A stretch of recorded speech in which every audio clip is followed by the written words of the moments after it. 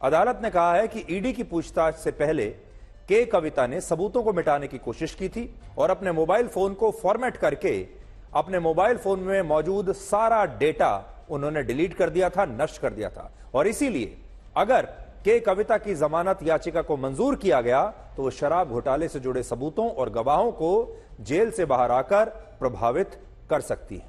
ये अदालत की एक बहुत महत्वपूर्ण टिप्पणी मानी जाएगी। ईडी ने भी अदालत में ऐसे कई सबूत पेश किए आज, जिनसे यह पता चलता है कि के कविता ने ईडी को जांच के लिए कुल मिलाकर जो 9 मोबाइल फोन्स दिए थे वो सभी फोन्स फॉर्मेटेड थे और इनके डेटा को पहले से ही नष्ट किया जा चुका था। और ये वही मोबाइल फोन्स हैं जिनके बारे में हमने आपको 5 अप्रैल को भी विस्तार से बताया था। शराब घोटाले में ईडी को ऐसे 170 मोबाइल फोन्स की जानकारी मिली है जिन्हें या तो इस घोटाले की पूछताछ से पहले नष्ट कर दिया गया या इनका डेटा डिलीट करके इन्हें दोबारा से फॉर्मेट किया गया। और इनमें मुख्यमंत्री अरविंद केजरीवाल, मनीष सिसोदिया, संजय सिंह और उनकी एक और सहयोगी के कविता के मोबाइल फोन्स भी शामिल हैं। और के कविता की तो जमानत याचिका आज इसीलिए खारिज हो गई क्योंकि उन्होंने अपने 9 मोबाइल फोन्स का डेटा जांच एजेंसियों को देने से पहले ही डिलीट कर दिया था, यानी अपने सारे मोबाइल फोन्स उन्होंने साफ कर दिए थे। अब इन सब से यह पूछा जाना चाहिए कि अगर ये निर्दोष हैं, अगर इनके मोबाइल फोन में ऐसी कोई चीज नहीं है, तो फिर इन्होंने अपने मोबाइल फोन से सारा डेटा क्यों डिलीट किया, क्यों नष्ट किया और ये अपना मोबाइल फोन जांच एजेंसियों को क्यों नहीं देना चाहते। और आज इसीलिए फिर से हम ये सवाल उठा रहे हैं कि अगर ये सारे नेता निर्दोष हैं और दिल्ली में कोई शराब घोटाला नहीं हुआ है और वो इसमें शामिल भी नहीं है, तो फिर ये नेता अपने मोबाइल फोन्स ईडी को क्यों नहीं दे रहे और इन नेताओं ने अपने मोबाइल फोन्स का डेटा नष्ट क्यों किया। और अब तो ये बात अदालत भी कह रही है। और ईडी ने जब अरविंद केजरीवाल से पूछा कि आपका मोबाइल फोन कहां है, तो अरविंद केजरीवाल ने कहा कि उनका पुराना फोन कहां गया उन्हें नहीं पता और नए फोन का वो पासवर्ड देने को तैयार नहीं है।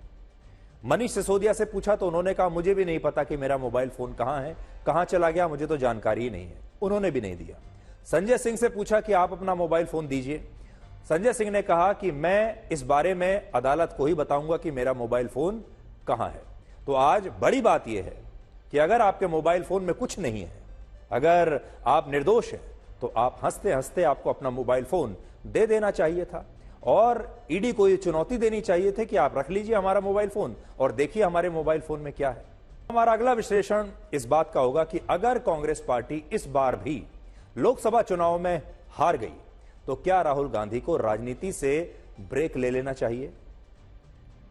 चुनावों के रणनीतिकार कहे जाने वाले प्रशांत किशोर ने कहा है कि अगर इस बार के लोकसभा चुनाव में कांग्रेस को उम्मीद के अनुसार नतीजे नहीं मिलते तो राहुल गांधी को राजनीति से ब्रेक लेने पर विचार करना चाहिए। राहुल गांधी को ऐसा लगता है कि उन्हें सब पता है।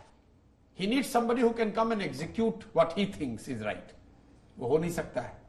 और दूसरी बात, कहीं ना कहीं उनको एक फुल स्टॉप तो नहीं कहूंगा लेकिन एक सेमी कोलोन जरूर डालना चाहिए। भाई 10 साल आपने प्रयास किया, 3 चुनाव लड़े, किसी वजह से सही या गलत आपको सफलता नहीं मिली। There is no harm in just stepping, taking a back step. भैया तुम चला के देख लो 5 साल।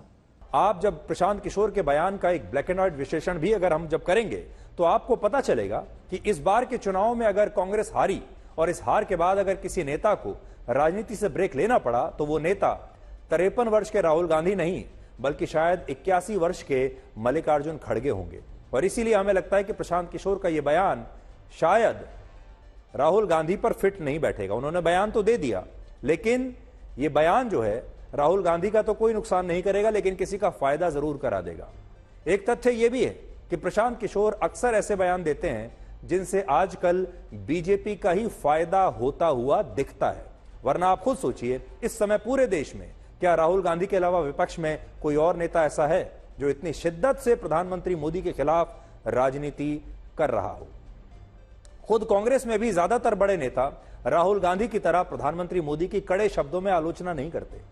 कांग्रेस में भी बस अकेले राहुल गांधी हैं जो इतने कड़े शब्दों का इस्तेमाल करते हैं प्रधानमंत्री मोदी के खिलाफ, और जो कुछ मुट्ठी भर नेता कांग्रेस में ऐसे हैं जो कि प्रधानमंत्री मोदी की कड़ी आलोचना करते हैं, वो बहुत कद्दावर नेता नहीं है, बहुत ही अभी छोटे नेता हैं जो प्रधानमंत्री मोदी के खिलाफ राजनीति करके, उनके खिलाफ अपशब्द बोल के, अपमान करके अपना कद बढ़ाना चाहते हैं और एक ना एक दिन बड़ा नेता बनना चाहते हैं, हेडलाइंस में बने रहना चाहते हैं, न्यूज में बने रहना चाहते हैं। और इनमें से कई नेता तो ऐसे हैं जो कि टीवी डिबेट्स में ज्यादा जाते हैं, तो वो टीवी डिबेट्स को थोड़ा गर्म करने के लिए, विवादित बनाने के लिए प्रधानमंत्री मोदी के खिलाफ इस तरह की भाषा का इस्तेमाल करते रहते हैं। तो एक तो वो वर्ग है कांग्रेस पार्टी का। एक दूसरा वर्ग वो है जिसमें वो नेता हैं जो प्रधानमंत्री मोदी के खिलाफ कड़े शब्दों का इस्तेमाल करके राहुल गांधी की नजरों में उनके वफादार बने रहना चाहते हैं, और वो जानते हैं कि जितना ज्यादा मोदी की आलोचना कांग्रेस पार्टी में की जाएगी, गांधी परिवार उनसे उतना ही ज्यादा खुश होगा। और बाकी के नेता कांग्रेस में प्रधानमंत्री मोदी के खिलाफ ज्यादा खुलकर बोलते नहीं है, आपने भी ये नोट किया होगा। अब यहां बात सिर्फ कांग्रेस की नहीं, आज राहुल गांधी पूरे विपक्ष के पोस्टर बॉय बने हुए हैं, जो शिद्दत से प्रधानमंत्री मोदी के खिलाफ लड़ रहे हैं, हर रोज लड़ रहे हैं। और बाकी विपक्षी दलों में ऐसा कोई नेता नहीं जो राहुल गांधी के बराबर संघर्ष करता हुआ दिखाई देता हो। मतलब कर तो बहुत रहे होंगे, लेकिन दिखाई देना भी एक अलग चुनौती होता है। राहुल गांधी दिखाई दे रहे हैं क्योंकि वो हर रोज वीडियोस बनाते हैं, हर रोज पदयात्रा में कुछ ना कुछ यूट्यूब पर डालते हैं, हर रोज कोई ना कोई विवादित बयान प्रधानमंत्री मोदी के खिलाफ देते हैं। इसलिए राहुल गांधी के राजनीति से ब्रेक लेने का तो सवाल उठता ही नहीं है, क्योंकि अगर उन्होंने एक ब्रेक ले लिया राजनीति से, तो फिर विपक्ष का इतना बड़ा ऐसा चेहरा जो रोज प्रधानमंत्री मोदी के खिलाफ बोल रहा हो, वो अगर आवाज शांत हो जाएगी, तो फिर भारत की राजनीति में वो जो मजा है एक मैच का, जिसमें जो दो टीमें आपस में खेल रही हैं और हर रोज उनके बीच में कुछ ना कुछ बयानबाजी चलती रहे, वो समाप्त हो जाएगा और विपक्ष की एक बहुत बड़ी आवाज जो है वो शांत हो जाएगी। अब हम आपको यह बताएंगे कि क्या अखिलेश यादव को माफिया डॉन मुख्तार अंसारी के घर जाकर उसकी मौत पर दुख जताने से उत्तर प्रदेश के मुसलमानों के वोट मिल पाएंगे? अखिलेश यादव को रामलला की प्राण प्रतिष्ठा के कार्यक्रम के लिए भी आमंत्रित किया गया था, लेकिन उस समय उन्होंने राम मंदिर जाने से इनकार कर दिया। वो राम मंदिर नहीं गए, लेकिन मुख्तार अंसारी के घर गए। अब अखिलेश यादव इफ्तार पार्टियों में भी जा रहे हैं और उस मुख्तार अंसारी के घर भी जा रहे हैं, जिसने वर्ष 2005 में बीजेपी के ही विधायक कृष्णानंद राय की हत्या कराने के बाद कहा था कि जय श्री राम अब उसकी मुट्ठी में है।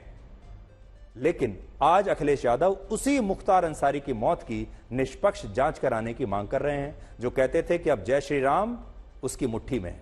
और गाजीपुर जाकर अखिलेश यादव मुख्तार अंसारी के परिवार से भी जाकर मिले हैं।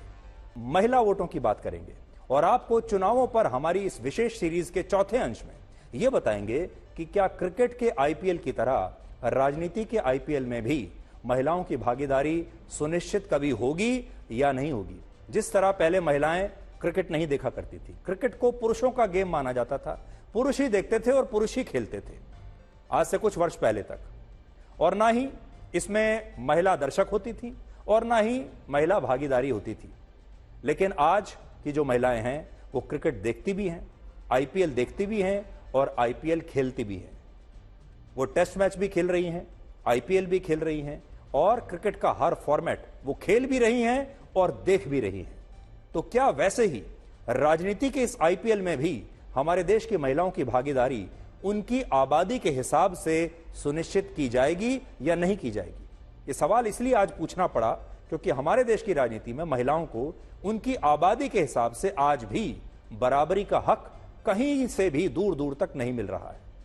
वर्ष 1962 में जब लोकसभा के चुनाव हुए, तब हमारे देश में महिला वोटर्स की आबादी 42% थी, लेकिन इसके बावजूद उन चुनावों में महिला उम्मीदवारों की भागीदारी सिर्फ 3.2% थी और यह स्थिति 57 वर्षों के बाद भी ज्यादा बदली नहीं है। वर्ष 2019 में भारत में महिला वोटर्स की आबादी 48.2% थी और इसके हिसाब से चुनाव में महिलाओं की भागीदारी भी कम से कम और नहीं तो 30% तो होनी ही चाहिए थी। लेकिन वर्ष 2019 में भी सिर्फ 9% महिलाओं ने ही लोकसभा का चुनाव लड़ा, यानी जितने भी लोग जो उम्मीदवार थे उनमें महिलाओं की भागीदारी सिर्फ 9% थी। 91% उम्मीदवार पुरुष थे और 9% उम्मीदवार महिलाएं थी, जबकि पुरुषों की आबादी हमारे देश में महिलाओं के बराबर ही है। क्योंकि चुनाव में महिलाओं की भागीदारी हर बार कम होती है, इसलिए संसद में भी महिलाओं का प्रतिनिधित्व कम होता है। यानी आज सांसदों की संख्या भी कम है महिला, और महिला उम्मीदवारों की संख्या भी कम है। 1962 में देश की लोकसभा में सिर्फ 6.3% महिला सांसद थी। 57 वर्षों के बाद 2019 में सिर्फ 14.2% महिलाएं चुनाव जीतकर सांसद बनी, जबकि 2019 के चुनाव में देश में महिला वोटर्स की आबादी 48% से भी ज्यादा थी। तो सोचिए, कहां आबादी के हिसाब से 48% और प्रतिनिधित्व के हिसाब से सिर्फ 14%। इससे भी बड़ी बात यह कि हमारे देश में लगभग सभी पार्टियां चुनाव में महिला उम्मीदवारों पर ज्यादा भरोसा नहीं करती। उदाहरण के लिए बीजेपी ने वर्ष 2019 में सिर्फ 12.6%, कांग्रेस ने 12.8%, सीपीआई ने 8.2%, सीपीएम ने 14.5% और बीएसपी ने 6.3% टिकट महिलाओं को दिए थे। इससे भी बड़ी बात यह कि जिन महिलाओं को टिकट मिला उनमें से आधी से ज्यादा महिलाएं राजनीतिक परिवारों से थीं। यानी हमारे देश में जब महिलाओं को टिकट देने की बारी आती भी है तो उन महिलाओं को ही टिकट मिलता है पहले जो बड़े बड़े राजनीतिक खानदानों से आती हैं, जिनके पिता, पति, भाई पहले से ही बड़े नेता हैं। और इस बात को कुछ आंकड़ों से आज आप समझिए। 2019 में 9% महिला उम्मीदवारों ने लोकसभा का चुनाव लड़ा। यानी सारे उम्मीदवारों में से सिर्फ 9% महिलाएं थीं, 91% पुरुष थे। लेकिन हैरानी की बात देखिए, इनमें से जो 9% महिला उम्मीदवार थीं, उनमें से 41% यानी आधी उम्मीदवार ऐसे राजनीतिक खानदानों से आई थी जिनके पिता, पति या भाई पहले से ही राजनीति में थे। और जो महिला उम्मीदवार चुनाव जीतने में सफल हुई, उनमें से 30% राजनीतिक परिवारों से आने वाली महिलाएं थी। यानी हमारे देश की जो राजनीति है उसमें महिलाएं अगर आ भी रही हैं तो वही महिलाएं आ रही हैं जिनके परिवार पहले से ही बहुत बड़े राजनीतिक खानदान हैं। राहुल गांधी ने 3 अप्रैल को एक्स पर एक मीडिया रिपोर्ट के जरिए यह लिखा कि आईआईटी बॉम्बे में इस वर्ष 36% और पिछले वर्ष 32% छात्रों को कैंपस प्लेसमेंट के तहत नौकरी नहीं मिली। और इस मीडिया रिपोर्ट में ये आंकड़े आईआईटी के पूर्व छात्रों के एक नेटवर्किंग प्लेटफॉर्म के हवाले से प्रकाशित किए गए थे। इस पूर्व छात्रों के संस्था का नाम है global IIT alumni support group. यह ग्रुप कहता है कि वर्ष 2024 में आईआईटी बॉम्बे के 2000 छात्रों में से 712 छात्रों को जॉब प्लेसमेंट नहीं मिली, जबकि पिछले साल 2209 छात्रों में से 724 को नौकरी नहीं मिली थी। और इसी रिपोर्ट के आधार बनाकर अभी देश भर में राजनीति हो रही है और विपक्ष के नेता ये बात फैला रहे हैं कि अब आईआईटी से पढ़ने वाले छात्रों को भी नौकरियां नहीं मिल रही। आईआईटी में भी बेरोजगारी आ गई है और आईआईटी जैसे शिक्षण संस्थान भी बेरोजगारी की चपेट में आ गए हैं। लेकिन आईआईटी बॉम्बे ने आज नए आंकड़े जारी किए जो एक अलग ही कहानी कहते हैं। आईआईटी बॉम्बे ने कहा कि पिछले साल के बैच के 57.1% छात्रों को कैंपस प्लेसमेंट के जरिए नौकरी मिली, 12.2% छात्रों ने उच्च शिक्षा यानी आगे की पढ़ाई के लिए नामांकन किया, 10.3% छात्रों को कैंपस प्लेसमेंट के बाहर नौकरी मिली, 8.3% छात्रों को सरकारी नौकरी मिल गई और 1.6% छात्रों ने अलग अलग स्टार्टअप्स ज्वाइन कर लिए और सिर्फ 6.1% छात्र ऐसे थे जो बेरोजगार रह गए। जबकि राहुल गांधी ने जिस रिपोर्ट को शेयर किया वो कहती है कि पिछले साल आईआईटी बॉम्बे के 32.8% छात्रों को नौकरी नहीं मिली। इससे पता चलता है कि यह रिपोर्ट शायद एक्यूरेट नहीं थी, सही नहीं थी। सोचने वाली बात यह है कि आईआईटी बॉम्बे खुद इस बात को मान रहा है कि उसके पिछले साल के बैच के 6.1% छात्रों को नौकरी नहीं मिली। और यह बात इसलिए गंभीर है क्योंकि नेशनल इंस्टीट्यूट रैंकिंग में पिछले साल आईआईटी बॉम्बे पूरे देश में 4थे स्थान पर रहा था। वर्ष 2021 में 22 लाख छात्रों ने जेईईटी मेन की परीक्षा के लिए आवेदन दिया था, जिसमें से सिर्फ 2.5 लाख छात्र ही इस जेईई एडवांस्ड परीक्षा तक पहुंच पाए थे। और इन 2.5 लाख छात्रों में से भी सिर्फ 18,000 छात्रों को ही 23 अलग अलग आईआईटीज में एडमिशन मिला। इसका मतलब यह हुआ कि जिन शिक्षण संस्थानों में दाखिले के लिए 22 लाख छात्रों में से सिर्फ 18,000 छात्र सफल हो रहे हैं, उन संस्थानों में भी पढ़ाई पूरी करने के बाद 6% छात्रों को नौकरी नहीं मिल रही। और यह बात काफी चिंताजनक है। यह वो ट्रक ड्राइवर है जो ट्रक चलाते चलाते एक फूड ब्लॉगर और एक मशहूर यूट्यूबर बन गया। झारखंड के राजेश रवानी ट्रक चलाते हैं और जब वो लंबी यात्राओं पर जाते हैं तो वो ट्रक में बैठकर ही अपना खाना बनाने का वीडियो सोशल मीडिया पर अक्सर पोस्ट करते रहते हैं। देखिए, एक ट्रक ड्राइवर छोटे छोटे ब्रेक्स के दौरान अपने ट्रक में बैठकर कैसे खाना बनाता है, वो इस तरह के वीडियोस बनाते हैं और ये वीडियोस लोगों को बहुत पसंद आ रहे हैं। और सिर्फ 3 साल के अंदर YouTube पर उनके चैनल के लगभग 15 लाख सब्सक्राइबर्स हो चुके हैं और उनके वीडियोस को लगभग 50 करोड़ बार देखा जा चुका है।